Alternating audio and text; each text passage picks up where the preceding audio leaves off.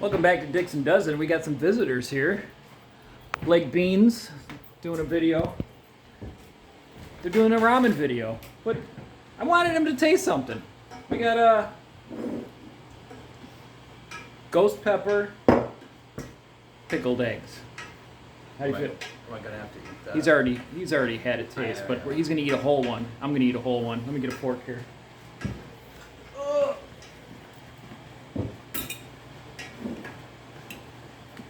Here, you can have it's stuck.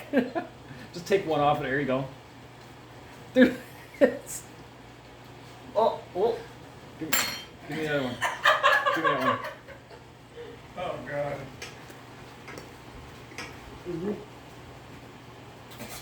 They're a little old. I like seeing it from this angle. They're not as hot when I bought them. They're delicious though. They're super sweet, very vinegary. I ghost pepper flavoring. I have to say it's very on the low end.